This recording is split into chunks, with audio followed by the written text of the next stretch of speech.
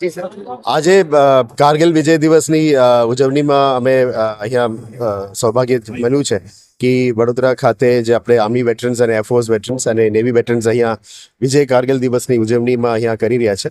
એમાં flag of કરવાનું મને મોકો મળ્યો અને ઇન્વિટેશન મળ્યું. મારે પણ આજે ગૌરવની યાદ છે કે આપણે જે કારગિલ વિજય દિવસમાં ભારતે જે પાકિસ્તાન વિરુદ્ધનું યુદ્ધમાં વિજય પ્રાપ્ત કરી હતી એને યાદગાર કરતા અને સાથે સાથ વિજય કારગિલ દિવસને વિજય આપણા દેશ માટે શહીદ થયા હતા એ જ વેટરન્સ જે આર્મી હોય એરફોર્સ હોય આની અંદરના વેટરન્સને પણ યાદ કરતા દિવસ છે. આપણા 1965, 71, 99, 2025 અને વચ્ચે યુરીમાં પણ જ્યારે પણ ભારત દેશનું વિજય પ્રાપ્ત થયું છે ત્યારે આપણે ઉજવણી કરતા હોય છે. પણ કારગિલમાં આપણા માટે યાદગાર હોય છે કારણ કે શહીદોની પણ અમે યાદ કરવાનું છે. હવે અત્યારે ઓપરેશન સિંદૂરમાં આવું કંઈ નુકસાન થયેલું નથી કારણ કે ઓફેન્સિવ ડિફેન્સમાં હતા એટલે આપણે નુકસાન ઓછું હતું. આશા રાખીએ કે આવનારા દિવસોમાં પણ દર વર્ષે આ વિજય કારગિલ દિવસને અમે યાદગાર બનાવીએ.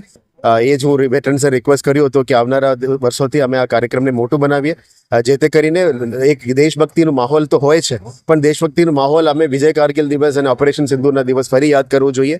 71 વોર હોય, 65 વોર હોય, ભારત દેશ મુંહતોડ જવાબ આપતા હોય છે અને આપણા આગળ તો બાકી દેશોને અત્યારે અમે આખા દુનિયામાં ત્રીજી મોટું પાવરફુલ ડિફેન્સ ફોર્સ બની ગયા છે. એને યાદ કરવું જોઈએ ને આપણે સૌથી પહેલાં આપણે સોલ્જર્સની સુરક્ષા આપવા માટે એમની સારા ઇક્વિપમેન્ટ, સેફ્ટી ઇક્વિપમેન્ટ બધું આપવા માટે જે પ્રયત્ન છે આપણે વેટરન્સથી પણ સજેશન્સ લઈને કરવું જોઈએ.